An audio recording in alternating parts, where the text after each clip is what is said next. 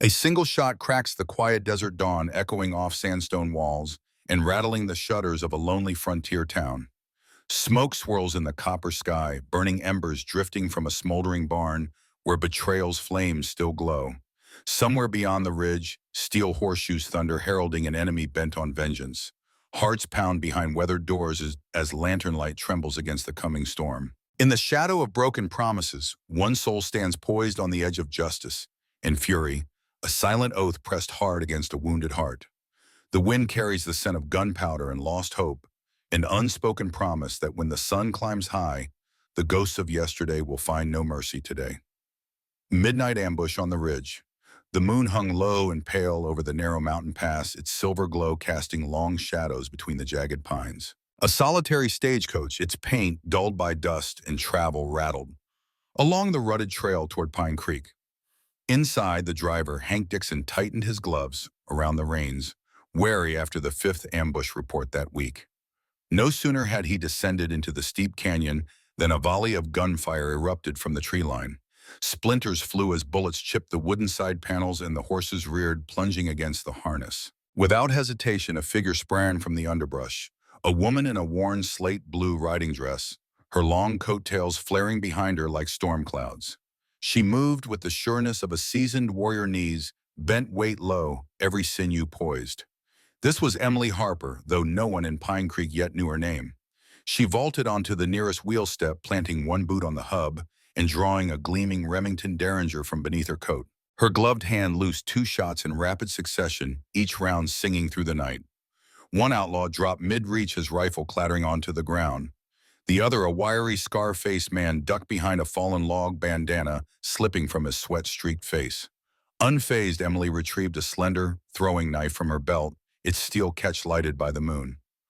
With a flick of her wrist, the blade embedded itself in the outlaw's forearm. He howled, letting loose his rifle as he clutched the wound. That single, precise action bought her enough time to vault onto the seat beside Hank, who stared at her as though bewitched. "Get down, son," she ordered, voice calm yet urgent. Hank yanked the reins and yelped encouragement to the horses, struggling to swing his own shotgun up to bear on the remaining assailants. "I've got the rear," she said, and sprang off the wheel step, landing in a crouch behind the stagecoach's wheel butt, of the Derringer resting against her thigh as she surveyed the ridge. On her left, a pair of men fanned out, one stumbling as he bled from a flesh wound. She moved again, silent, lethal, disappearing into the gloom. Another shot rang out, this time from Emily herself, and the second outlaw dropped like shot burlap. She re-emerged into the moonlight, breathing steady, gaze unflinching. Both horses stood trembling, seats heaving. Emily offered the driver a curt nod. "You're clear. Head straight for town." Hank stammered a thanks, whipping the team forward, even as Emily turned back to the third figure, still weaving behind a fallen pine.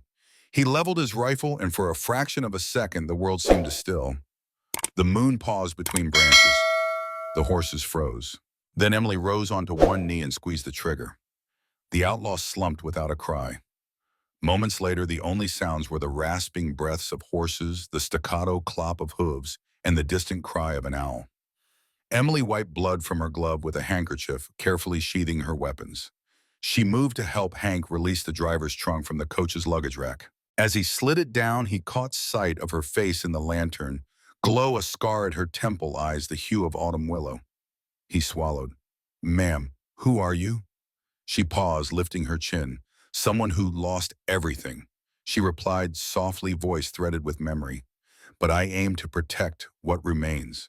In her thoughts flickered the image of her brother Daniel Harper, his smile in better days before an outlaw's bullet ended his life. That loss had shaped her journey across territories, fueling a solitary crusade against those who preyed on the innocent. Tonight's ambush would have claimed Hank's life and legions of other travelers, but not while she still drew breath. Behind them, the stagecoach snorted and began lumbering forward once more. Emily fell in beside Hank as he guided the horses, scanning the ridge one last time for signs of pursuit. None came. She allowed herself a single quiet exhale, a luxury she rarely permitted. Then she turned to face the dim-lit road ahead, boots echoing on the wooden steps. Pine Creek beckoned a frontier town, rife with promises and hidden perils. Its residents were unaware that this night had introduced them to a savior cloaked in blue, a woman whose hidden skills would soon become their greatest hope. Dawn in Pine Creek and its townsfolk.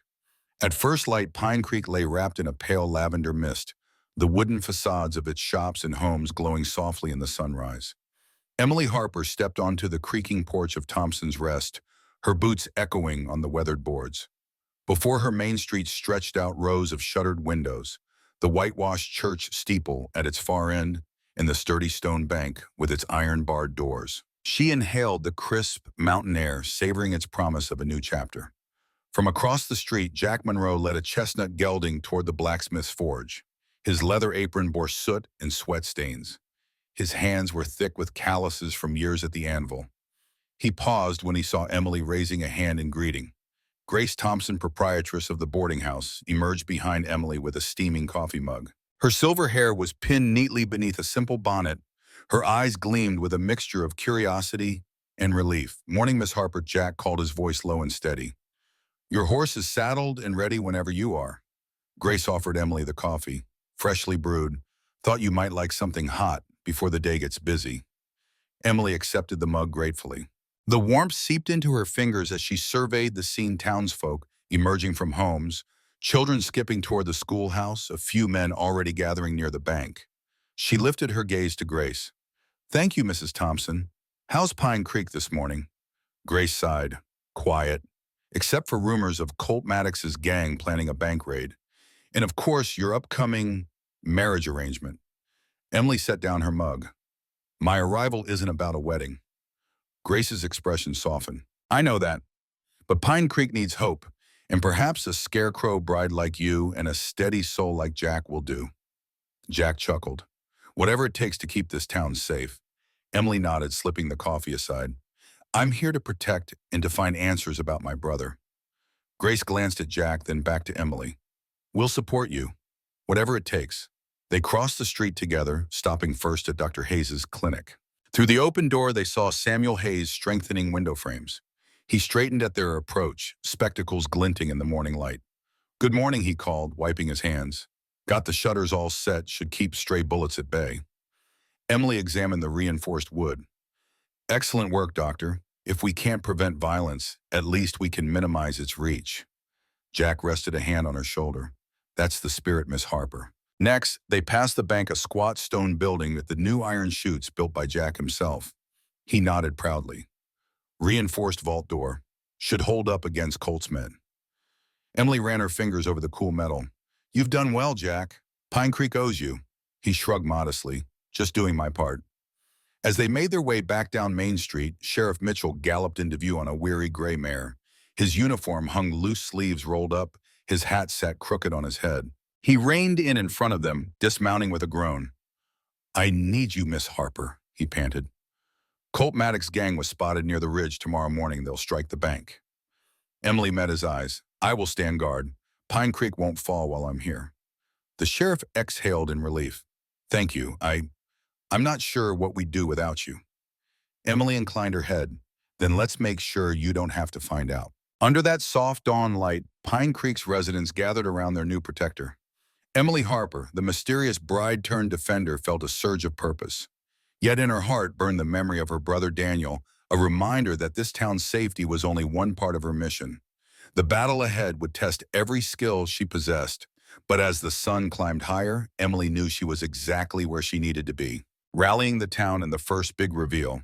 By mid-morning, the sun had burned away the last wisps of fog, illuminating Pine Creek's main thoroughfare in sharp relief.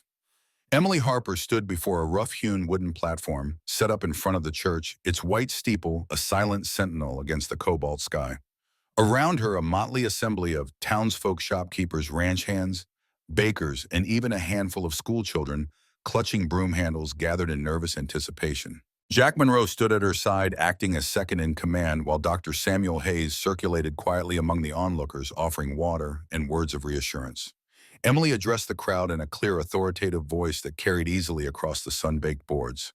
"Friends of Pine Creek," she began, her gray-blue eyes sweeping over familiar faces, "we all know why we're here.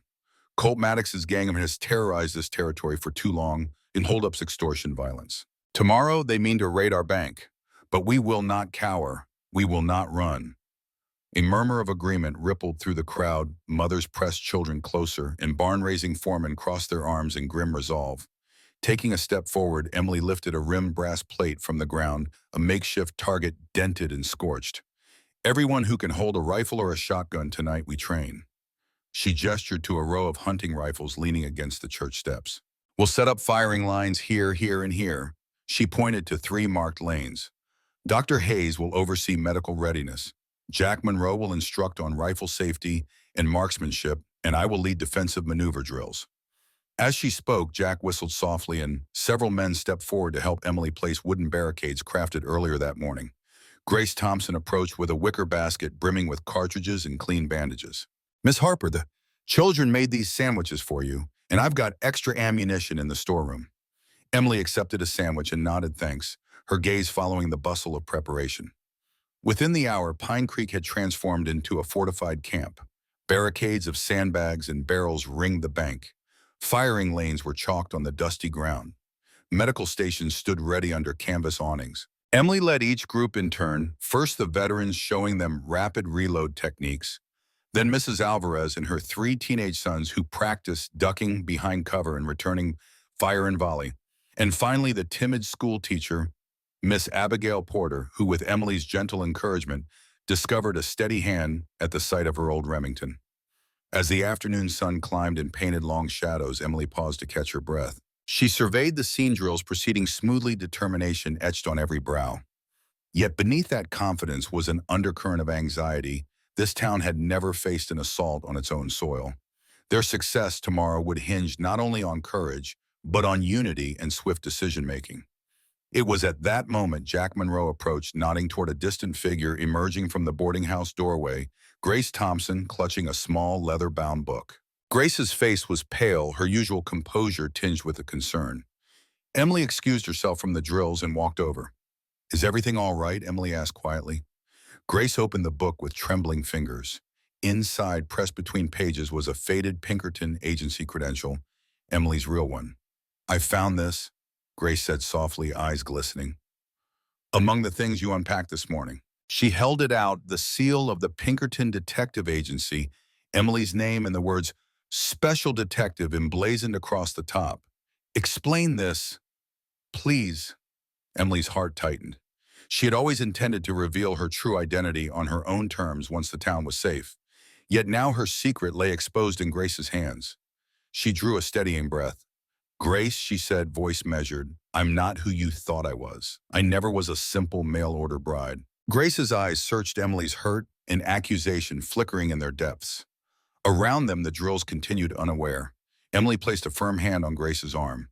"My brother Daniel was murdered by men working for Judge Kingsley. I went undercover as a detective with Pinkerton. But when they disbanded female operatives, I kept going alone. I came to Pine Creek because this is where Maddox's gang was planning to move next." Grace closed the book with a soft snap. "All of this training barricades, it's been under that guise." Her voice broke with emotion. "I trusted you." Emily bowed her head, shame uncharacteristically creeping into her posture. "I'm sorry, Grace. I should have told you, but I needed your help. And this town's trust. Tomorrow when Colt Maddox comes, you'll need to believe in me more than ever." Grace studied her for a long moment, the sun glinting off the boarding house windows behind them. At last, she sighed. "I may not understand every part of your secret, Emily, or whatever your real name is, but I know how fiercely you care. Pine Creek needs you. I'll stand by you." Emily's chest tightened with relief. "Thank you," she whispered. They embraced briefly before Emily turned back to the drills. Grace slipped the Pinkerton credential into her pocket. It would serve as both shield and bond between them. With the first big twist revealed Emily's true identity and purpose now known to her closest ally, the training resumed with renewed fervor. Word spread quickly among the townsfolk, and when Jack announced the end of formal drills, he found every able adult standing at attention, ready to stake their lives on the plan they had practiced. Emily looked out over the sea of determined faces and felt a surge of pride. "Tonight," she called, voice ringing, "clear we rest, we prepare, and at dawn, we hold this town. Pine Creek stands as one detective, blacksmith, teacher, baker, and banker alike. And come sunrise, Colt Maddox will learn that he's chosen the wrong town to attack." A cheer rose up, echoing through the crisp afternoon air. Emily allowed herself a small smile. The first twist had bound her more tightly to Pine Creek than any ruse ever could. Now her secret gave her greater strength. She was not an outsider pretending to help, but its rightful guardian wielding hard-earned skills to defend the place that had given her a new purpose. And as the sun dipped toward the horizon, painting the sky in blood-red streaks, Emily Harper steeled herself for the next phase of battle, one in which her past and Pine Creek's future would collide. The night before the storm, as twilight deepened into a velvet blue canopy, Pine Creek settled into an uneasy calm. Lanterns flickered along Main Street, casting elongated shadows across the barricades that lined the bank's facade. Emily Harper stood on the old wooden porch of Thompson's Rest, the warm glow of the boarding house spilling onto the creaky planks beneath her boots. She surveyed the town below Jack Monroe's newly fortified forge, the church windows barred with planks, in the dark shape of the bank itself, its vault door reinforced by iron straps. In the quiet hush, the distant chirp of crickets and the creak of telegraph wires overhead were the only sounds. Inside, Grace Thompson moved between tables, laying out platters of stew and bread on rough-hewn benches for the defenders gathered to share a final meal before dawn's inevitable attack. Each face carried lines of fatigue and determination in equal measure. The blacksmith's forearms still streaked with coal dust, the teacher's glasses perched crookedly on her nose, the baker's flour-dusted apron stained by the day's labors. Dr. Samuel Hayes flitted among the groups, disinfecting small cuts and bandaging bruised knuckles from that afternoon's training drills. Emily descended the steps, her long coat swirling behind her, and Jack stepped forward to fall in beside her. "Everything's ready," Jack said softly. "Barricades up, firing lanes marked medical station loaded. You've turned this town into a fortress." Emily nodded, her gaze resting on the silent faces. "They won't break us." She reached out to rest a hand on his shoulder. "Thank you, Jack, for standing by me." Jack offered a small, wry smile. "You did all the hard work. I'm just the muscle." He paused, a voice softening. "Promise me one thing: when this is over, you'll stay. Pine Creek needs you as its sheriff, not just as its defender." Emily's breath caught. The offer resonated against her heart's deepest longing for belonging, still raw after years on the run. Before she could answer, Grace Colwyn from the dining area. "Emily's soup's cooling and the men are losing patience." They stepped inside, finding a long table crowned by the steaming tureen of beef stew. Townsfolk clustered, forks clinking against tin bowls as Emily climbed onto a bench at the head. For a few precious moments, she let the warmth of the broth and the low murmur of conversation settle her nerves. Each defender's grave nod affirmed their resolve. Each murmured pledge of loyalty tightened the bond between them. Halfway through the meal, Dr. Hayes called Emily aside into a small back room flanked by lantern-lighted shelves lined with bandages and tinctures. "I've done what I can," he said quietly. "We've enough supplies to treat most wounds, but if the fighting starts before help arrives from Fort Laramie, there could be serious casualties." Emily laid a hand on his forearm. "I know. That's why I'll need your help to evacuate non-combatants to the church basement at the first sign of trouble." Hayes nodded. "I'll coordinate with Abigail Porter. She's already stockpiled blankets and water there." His tone softened. "Emily, I've known you for only a day, but I trust you with my life. Pine Creek owes you more than we could ever repay." Emily's chest tightened with gratitude. "Then let's make sure the debt is paid in safety, not sorrow." They returned to the main hall just as Jack raised his bowl. "One last toast," he said, voice booming across the huddle. "To Pine Creek, may she stand strong, and may we stand with her." Glasses were raised, voices echoed, and Emily took her place at the head of the table. As the toast faded, she closed her eyes briefly, recalling the oath she made at Daniel's grave years ago. "I will find justice. I will protect the innocent." Tomorrow, every ounce of her promise would be put to the test. After the meal, Jack walked with Emily to the forge, where he had arranged bunks and metal cots. The heat from the coals warmed the space, and he pointed to a narrow cot behind the anvil. "Your room," he said. "I'll take the small stall near the door." Emily knelt by the cot, unfolding her bedroll and unbuckling her belt to lay out her weapons. A Remington Derringer, 2 throwing knives, and her Winchester rifle. Jack paused at the threshold.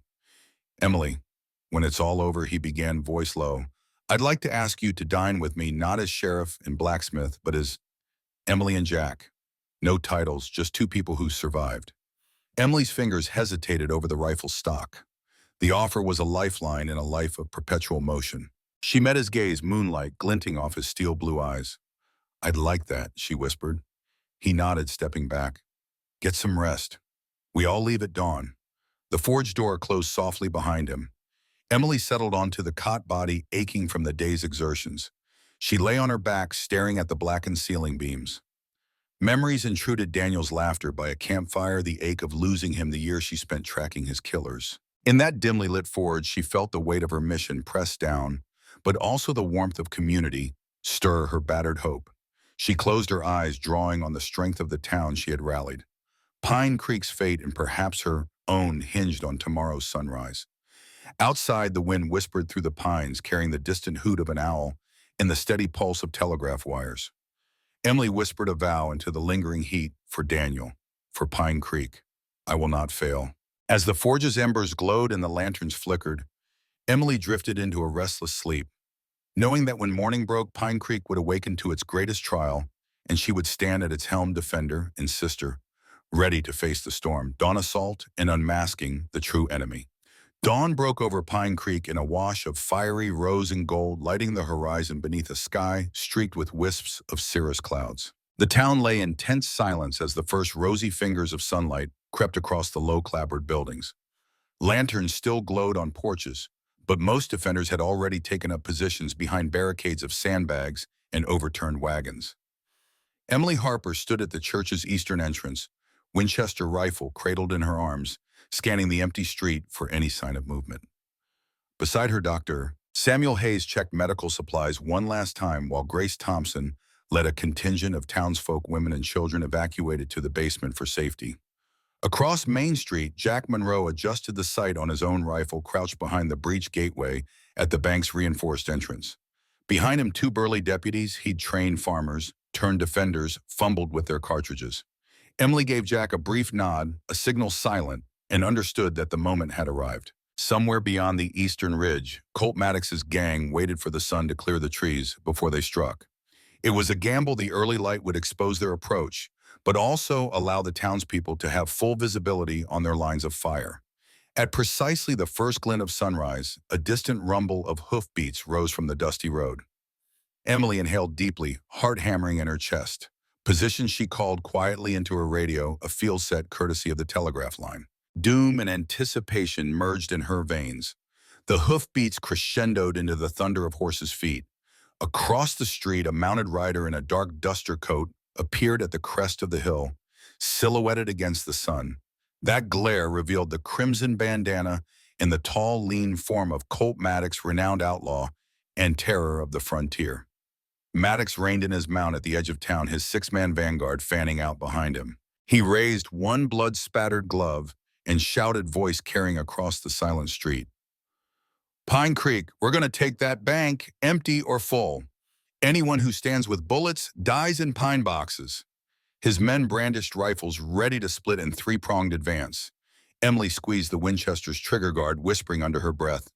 Now, at her signal, Jack and the two deputies rose as one rifles trained on Maddox's men. Simultaneously, rifles and shotguns bore from every firing lane, and a chorus of crackling volleys erupted. Bullets spat against wooden boards and kicked up dust by the hoofprints. Maddox himself ducked behind a coach, firing back through the spokes. The clang of metal on metal echoed as one of Emily's shots struck his horse's flank. The animal reared and broke free, leaving Maddox scrambling for cover. Within seconds, chaos consumed the street. Maddox's gang split and tried to flank the barricades. Townspeople flanked them in turn, defending each crossing. Emily sprinted forward, moving like lightning from behind the church's parapet to the corner of the bank. She fired two precise shots, first disabling a rifle's firing mechanism, second driving a bullet through the brim of a bandit's hat, sending him sprawling. She pivoted, tossing aside the empty shell, then drew a knife and charged down a corridor of gunfire to assist Grace, who was pinned against the boarding house's outer wall. Grace behind me, Emily shouted. Kneeling, she laid searing fire upon two outlaws trying to breach the door. Grace scrambled behind her. Then Emily leapt up and vaulted into the building, closing the door after them. Inside, Grace sank to the floor, trembling. Emily crouched beside her rifle, ready, sweeping the room with steely calm. You okay? She asked. Grace swallowed. Thank you. Stepping back outside, Emily rejoined Jack near the forge. Three outlaws lay incapacitated by precise shots. Shots that Emily had taken before moving in to free Grace. Jack handed her a canister of water. You did good, he said in a low voice. Emily drank, then turned her attention back to the street where the main engagement had moved to the bank steps. Sheriff Mitchell, rifle in hand, had dislodged 2 bandits but was pinned by concentrated fire from a third. Emily sprinted to his flank, firing a round that shattered the outlaw's rifle stock and sent him reeling into the barbed wood barricade. The sheriff slid free, returned Emily's rifle salute, then low-crawled to safety. By mid-morning, Colt Maddox's men were either captured or in retreat. 3 prisoners lay bound at the bank steps. 2 more surrendered to Grace's impromptu deputy squad. Maddox himself, bloodied but unbowed, stood near the toppled bank sign facing Emily and Jack. He spat blood onto the boardwalk. "You run out of bullets, Harper," he snarled. Emily stepped forward. "It's over, Maddox." The town's defenders pressed in behind her rifles trained on him. He glared back, prideful, until Emily held up her Winchester. "Drop your gun," she commanded. Maddox hesitated, then flung his rifle aside. The hollow click of metal on wood rang mournfully.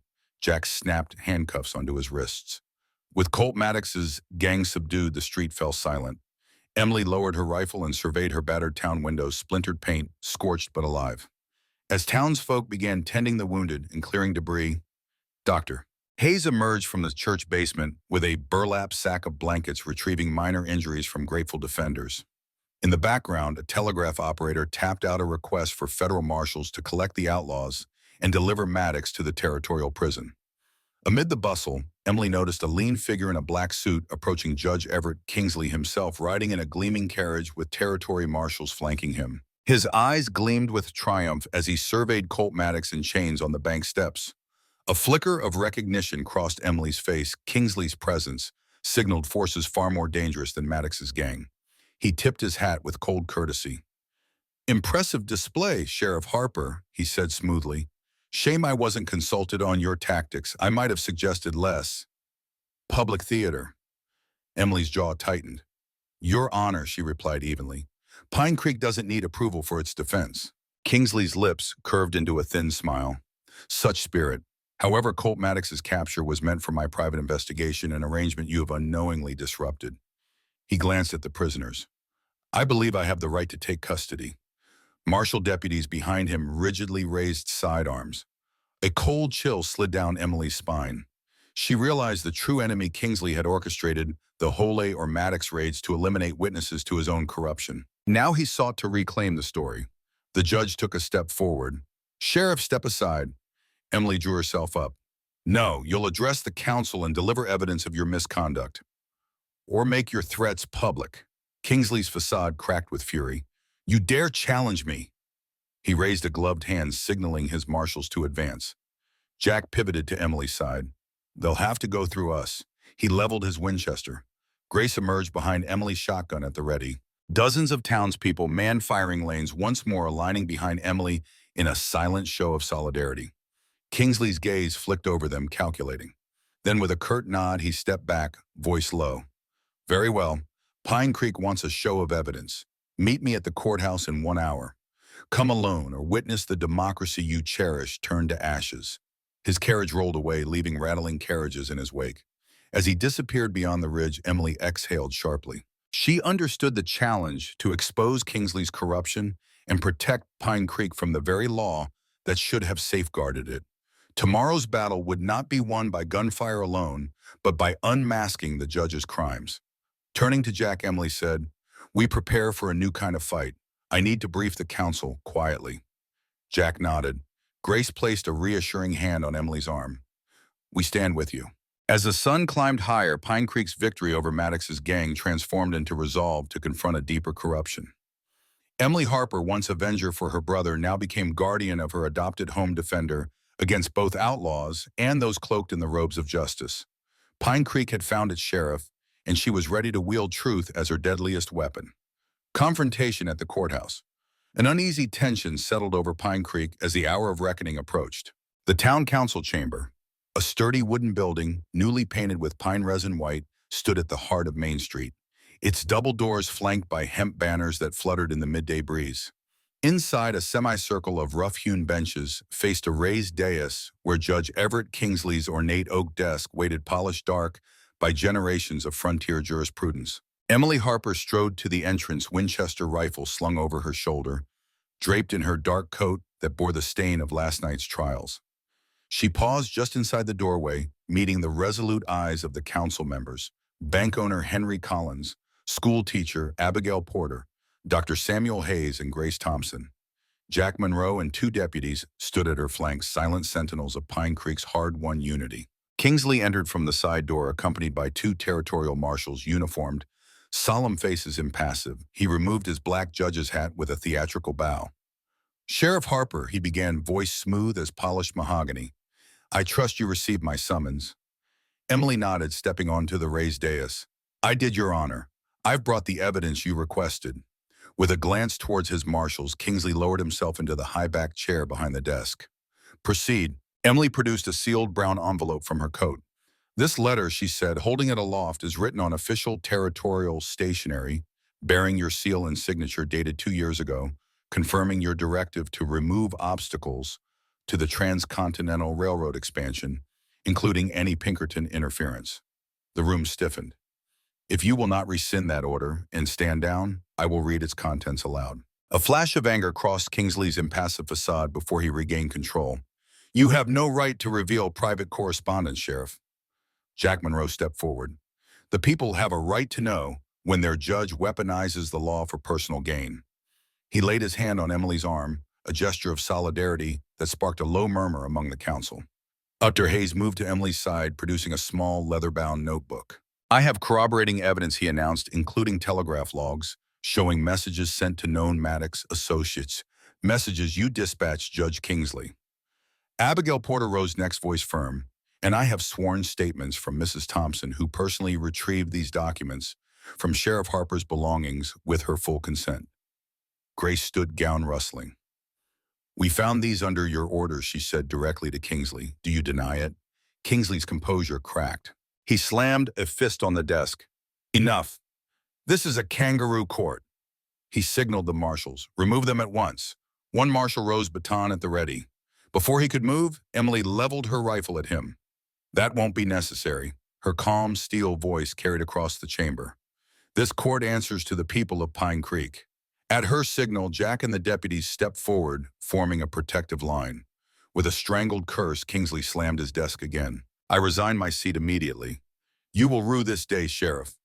He stormed out, trailed by the marshals. Silence reigned for a heartbeat, then erupted into cheers as the council members stood applauding Emily's leadership and the townspeople's resolve.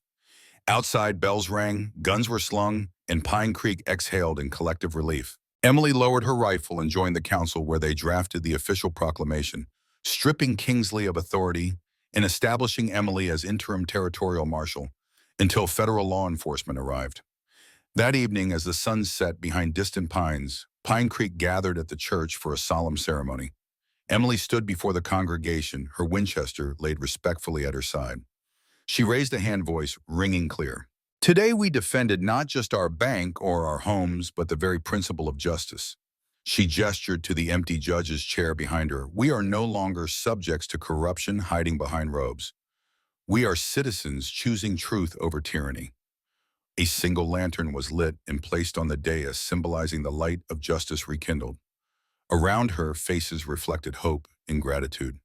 Farmers, shopkeepers, mothers clutching children, all bound by a shared triumph. Jack slipped beside her, catching her eye with a subtle nod. In Emily's heart, the final twist of the story crystallized. She had come seeking personal vengeance, but found a deeper purpose in leading a community to stand as one. That night, Pine Creek slept easier, knowing its defender would not rest until genuine justice prevailed, and that tomorrow would bring the official arrival of federal marshals to escort the deposed judge to stand trial. Emily Harper, once a lone Pinkerton agent in disguise, had become the true sheriff of her adopted home, and her tale would live on in every exchanged smile, every fortified window, and every laugh that echoed through the freshly peaceful streets, new beginnings and hidden scars. The day after Judge Kingsley's resignation, Pine Creek awoke to a crisp, clear morning that tasted of renewal. Emily Harper stood on the porch of the newly established marshal's office, once the old bank manager's quarters, now festooned with a freshly painted sign reading Pine Creek Marshal. The silver star of her new badge caught the sunlight, sending a shaft of brilliance across Main Street. Below, craftsmen and laborers bustled as they repaired broken windows, reinforced doors, and swept away the detritus of the recent conflict. The rhythmic ring of Jack Monroe's hammer on metal echoed from the forge, accompanied by Dr. Samuel Hayes's steady consultations beside a row of wooden pallets stacked with medical supplies. Inside the marshal's office, Emily organized the day's agenda. On the polished oak desk lay the federal summons for Kingsley's extradition, a stack of witness affidavits, and a leather-bound journal she carried close Daniel Harper's case notes stitched with her own annotations. Each page bore the evidence she had collected over years of undercover work: names, dates, coded messages, and the painful tally of fallen Pinkerton agents. She ran her finger along the ink of her first entry. "Daniel, I swear I will make them pay." The vow still burned bright, feeding her resolve to root out corruption beyond Pine Creek's borders. Jack entered carrying 2 cups of steaming coffee. He set one before Emily and leaned against the desk. "The council approved your request for 2 deputies," he reported. "They'll start training this afternoon with Jack Monroe, senior instructor." Emily smiled, grateful for his unwavering support. "Good. We need men and women who understand both a rifle's purpose and a community's heart." Jack nodded, then hesitated. "Emily, any plans to follow Kingsley's network?" "You mentioned broader conspiracies." His tone was gentle but probing, revealing his growing concern for her mission. Emily lifted her gaze to his steady canine eyes. "Yes, Jack. Palma Springs Railroad Line's territorial officials in adjacent counties, they all played a part in Kingsley's scheme. We'll need to coordinate with federal agents." Jack's face darkened with worry. "Just promise me you'll be careful." "Not every outlaw hides behind a duster coat, some wear a judge's robes." Emily reached across the desk to clasp his hand. "I promise. And I promise to come back here each night." His calloused fingers closed around hers. "That's all I ask." Meanwhile, Grace Thompson bustled in with a stack of fresh bandages. "Emily, the schoolhouse could use your visit," she said, breathless. "Abigail's organizing the children to help bind minor wounds, cleaning up broken glass and such." Emily slipped on her long coat. "Lead the way."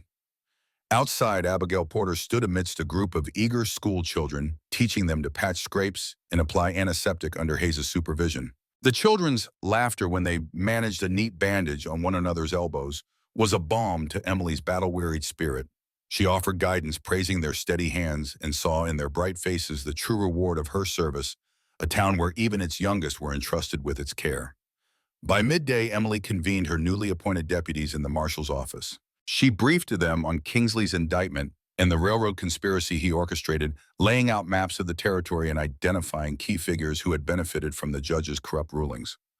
The deputies, 2 ranch hands, a former stagecoach guard, and a blacksmith's apprentice listened intently as Emily detailed the plan: gather evidence, secure witness testimony, and coordinate with federal marshals for a coordinated arrest across multiple jurisdictions. Their nods and questions revealed a shared sense of duty. Pine Creek's defenders had become a mobile force for justice. As the deputies dispersed for training, Dr. Hayes appeared at the door, hat in hand. "I've organized medical supplies for the journey," he said.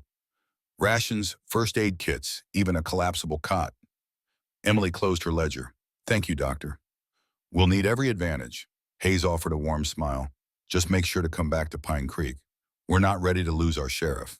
That evening, the sun dipped behind the mountains as Jack and Emily walked to the rolling pasture beyond town. The fence was fresh with Jack's handiwork, and a herd of horses grazed peacefully in the amber light. Jack retrieved 2 worn leather saddlebags. "I pack supplies. We ride out at dawn." Emily swung up into the saddle, wind rippling her coat. They rode in companionable silence along the ridge, Pine Creek's silhouette etched in gold below them. The journey ahead loomed daunting, pursuing entrenched corruption and taking down powerful men. But in that shared quiet, Emily felt the strength of partnership. A promise of homecoming echoed in her heart. Returned to town under a blanket of emerging stars, they found Grace and Abigail waiting at the boarding house porch, steaming mugs of hot cider in hand. "Safe travels," Grace said softly, pressing a warm mug into Emily's hands. Abigail's eyes brimmed with admiration. "Bring back justice." Emily inhaled the spice-scented steam. "I will." Inside her room, Emily unlatched the journal and wrote a new entry. July 12th, "Pine Creek is safe for now. Jack Monroe stands by my side, and this town sustains me. Tomorrow we ride for Denver, in the railroad's heart. Daniel's memory guides my aim." She closed the cover, tipping it onto the bedside table. Then, bolstered by the town's faith, she slid into sleep, knowing that at dawn, A ragtag group from Pine Creek would ride into history, and that her past hidden scars would become the fuel for a brighter future. The ride to Denver. Before the first light of dawn, Emily Harper and her team of newly sworn Pine Creek deputies assembled in the marshal's yard. The horses' sturdy mounts chosen for long-distance travel snorted softly as Jack Monroe checked saddles and cinches while Dr. Samuel Hayes loaded medical kits into saddlebags. Emily moved among them, ensuring each holster was secure and each rifle bore 2 spare reloads. The air was crisp, scenting of dew-soaked grasses and pine needles. Beyond the wooden fence, Main Street lay silent, save for the flicker of lanterns, still guarded by a pair of townsmen standing watch. At exactly 5:30 a.m., Emily called the roll. All accounted for Deputy Anna Carter, formerly a stagecoach guard, Deputy Miguel Santos, a ranch foreman with a crack shot, Deputy Louisa Briggs, the blacksmith's apprentice, Jack Monroe, and Dr. Hayes acting as medical escort. Grace Thompson and Abigail Porter had waved them off from the marshal's porch, faces etched with resolve and concern. Emily lifted her gaze to the eastern ridge. For Pine Creek, she declared, and for Daniel. A silent nod passed among them, then they set off in single file down the dusty trail. The route wound through rolling foothills golden with early summer grasses, dotted with rocky outcrops and patches of sagebrush. Emily rode at the front, rifle across her saddle, eyes scanning for ambushes. Kingsley's men or railroad enforcers might attempt to intercept the small band. Jack rode beside her, keeping his own Winchester within easy reach.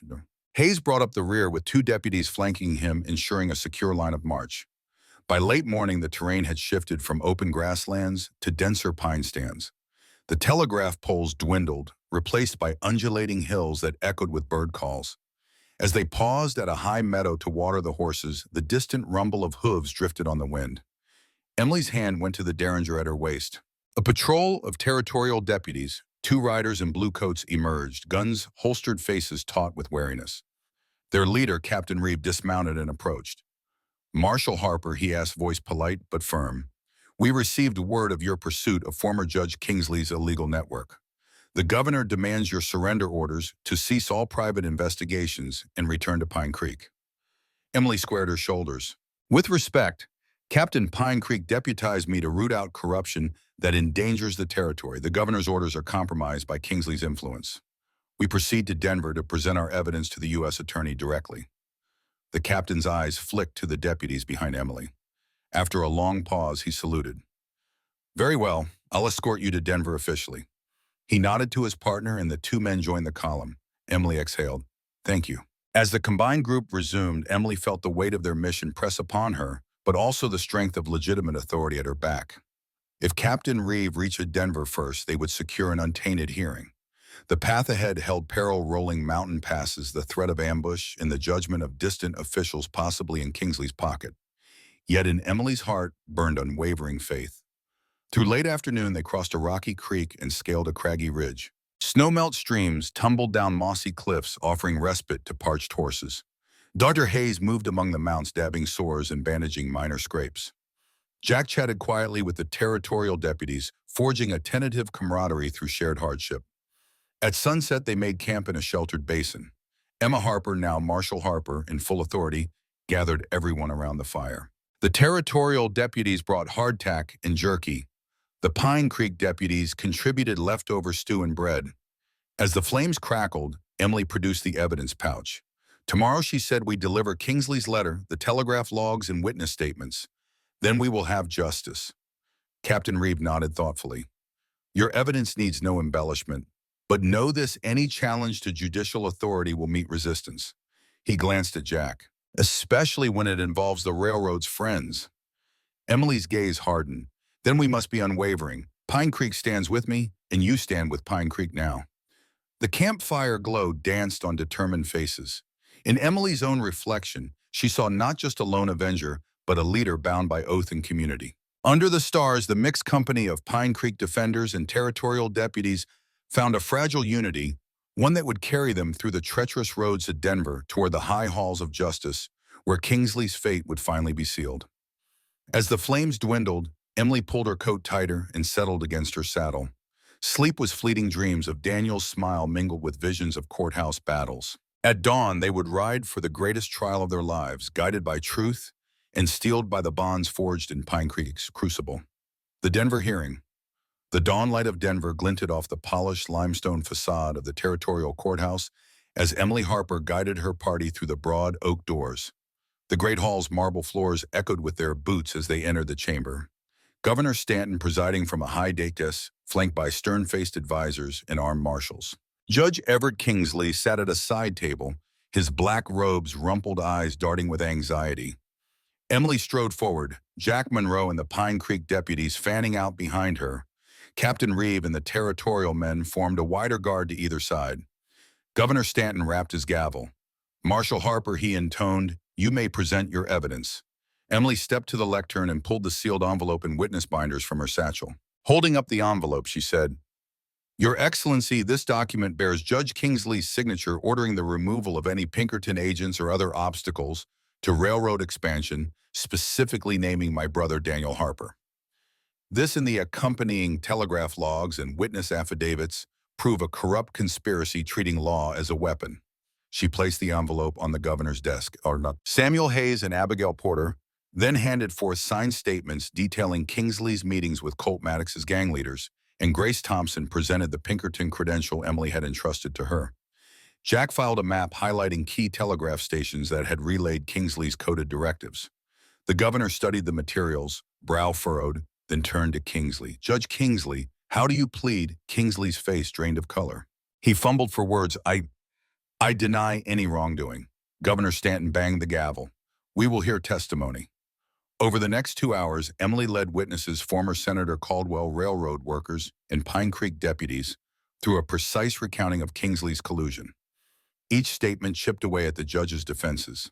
By mid-afternoon, the chamber buzzed with gasps and murmurs as the full scope of Kingsley's corruption came to light. Finally, Governor Stanton pronounced Judge Kingsley, "You are hereby suspended from the bench pending federal investigation. This territory demands accountability." Marshal Harper, "Your actions have upheld the law's highest ideals." A cheer rose from the Pine Creek contingent. Emily allowed herself a small, satisfied smile, not for vengeance, but for the triumph of truth. Beside her, Jack clasped her hand and Dar Hayes offered a nod of profound respect. In that moment, Emily Harper stood vindicated, not merely as a Pinkerton agent, but as the true protector of justice for Pine Creek and beyond. Homecoming and a new era, the sun was setting back over Pine Creek as Emily Harper and her companions rode down Main Street in a triumphal procession. Lanterns were lit, their soft glow mingling with the amber haze of the late afternoon, illuminating faces lined with relief and pride. Families lined the sidewalks, children perched atop shoulders waving hand-painted banners that read, "Welcome home, Sheriff Harper, and justice for Pine Creek." The defeated figure of Judge Everett Kingsley, now stripped of his robes and escorted by federal marshals in crisp blue uniforms, was led through the center of town. Colt Maddox's gang, newly convicted and awaiting transport to Denver's territorial prison, trailed behind their once taunting bravado reduced to hushed resignation. Emily sat tall in her saddle, star badge gleaming against her navy vest. Jack Monroe rode beside her, shoulders squared with satisfaction. Dr. Samuel Hayes followed satchel of medical supplies slung across his back, though he hardly needed it as the town had seen remarkably few injuries in the final confrontation. Grace Thompson and Abigail Porter rode in a prairie schooner behind them, waving to the crowd. Boxed lunches from Thompson's Rest were handed out to those who fought, watched, or simply endured. As they reached the courthouse steps, the very building where Emily had first presented the evidence that unmasked Kingsley Governor Stanton and Councilman Henry Collins awaited them. The governor stepped forward, extending a hand. "Marshal Harper," he said, voice resonant on behalf of the territory of Colorado, "I commend your bold action and unwavering integrity. Pine Creek stands as a model of what true justice looks like." Emily dismounted gracefully, Jack catching her saddle to steady her. She accepted the governor's handshake with a nod. "Thank you, Your Excellency. Pine Creek stood with me every step of the way." Henry Collins stepped forward, presenting Emily with a polished silver marshal's badge engraved with the words, "Pine Creek Protector." "Your place is here," he said, "not only as our sheriff, but as the permanent territorial marshal appointed to this district." A cheer rose, echoing off the limestone walls. Emily's breath caught with emotion. The journey that began as a solitary vendetta had culminated in recognition of her capacity to protect the community's highest ideals. Tears glimmered in her eyes as she clasped the badge to her vest, a symbol not of power, but of solidarity. That evening, Pine Creek celebrated with the largest gathering it had ever seen. Long wooden tables groaned under platters of roast venison, cornbread, freshly churned butter, and Grace Thompson's apple pie. Lanterns swung from scaffolds overhead, and its friends and neighbors danced to the twang of banjo and fiddle led by local musician Amelia Reed. Children chased each other in the lamplit dust, and old-timers swapped stories of ghosts and gold rush days. Emily and Jack sat together at the head table, sharing a quiet moment amid the revelry. Jack raised his cider cup. To Pine Creek he toasted, and to Emily, who taught us that one person's courage can change the fate of an entire town. Emily lifted her cup, voice steady but warm. To all of you who stood together when it mattered most, this victory belongs to Pine Creek. Cheers erupted, and the music swelled into the night. Dr. Hayes joined them at the table, placing a hand on Emily's shoulder. You saved us, he said simply, but it's your heart that brought us here. Grace Thompson approached with Abigail Porter, each carrying jars of honey and butter to take home. Our town is better than we dared hope, Grace said. Thanks to you, Abigail added. And I believe our children will grow up in a place where justice means something real. As the moon rose high, Emily slipped away from the crowd with Jack. They walked hand in hand along the wooden boardwalks, now freshly swept and devoid of the rubble that once marked the aftermath of battle. The wind whispered through the pines, carrying the distant sound of fiddles, laughter, and the soft clip-clop of horses in their stables. Jack stopped near the forge where the last embers glowed blue in the hearth. He pulled a small wooden box from his coat pocket, the one containing the simple silver ring he had forged for Emily under very different circumstances. Emily Harper, he said, voice earnest, our story began with a marriage of convenience. But through all we've faced, I've come to know who you truly are. Will you marry me for real this time? Emily's throat tightened. She looked at the ring, a symbol not of duty or disguise, but of partnership and belonging. All at once, the ghosts of her past. Daniel's lost, the endless road, the hidden scars seemed to fade beneath the promise of this moment. Tears filled her eyes, but she smiled through them. Yes, she whispered. 1,000 times yes. Jack slipped the ring onto her finger under the pale glow of the forge's lantern. They embraced, framed by the sanctuary of the forge's warmth and the town they had saved. Behind them, the celebration carried on Pine Creek's future, bright with possibility. In the days that followed, Emily balanced her duties as territorial marshal with preparations for her wedding to Jack Monroe. Dr. Hayes and Abigail Porter organized a modest ceremony in the church with Grace Thompson officiating and the entire town as witnesses. The outlaw prisoners were relocated under federal watch. Kingsley faced trial in Denver, and the railroad expansion was paused pending review, ensuring new lines would respect both law and community. Yet more than the reforms or the rewards, what endured was Pine Creek's renewed sense of unity. Neighbors rebuilt each other's homes, shared harvests and laughter, and looked to the horizon with confidence. Emily Harper, the lone savior who had become a sister wife and leader, watched from the steps of the church as the first snow of winter began to drift down dusting rooftops and evergreens in pure white. Daniel's memory lived on in the winding paths of justice she had carved out, and in this town that had become her home. Emily pressed her cheek to Jack's shoulder, whispering into the snowy air, "We did it. Pine Creek will remember." The wind stilled, and for a heartbeat, all was peace. Then the church bells tolled, calling the community together once more, this time for a wedding, a promise and a new beginning, born from the ashes of conflict. Pine Creek slept under the watchful eyes of its sheriff and her husband-to-be, secure in the knowledge that even in the darkest times, justice and unity would prevail. The sun sets on a town reborn, its streets once stained by fear, now shining with hard-won hope. What was gained unity forged in gunfire, a community standing taller than any single soul. What was lost, the quiet peace innocence once took for granted, and the lives that paid the price so others might live free. It cost tears for the fallen scars carried hidden beneath new badges, and the quiet reckoning of a heart hardened by loss. Yet in the embers of that reckoning, something beautiful takes root, trust forged not in letters or promises, but in shared trials, in the courage to choose truth over convenience. As lanterns sway in the twilight and laughter drifts through the timbered alleyways, we feel the weight of memory and the promise of tomorrow mingled like dust in the evening air. In the hush that follows a storm, we ask ourselves, when every choice feels like survival, How far will you go to protect the place you call home?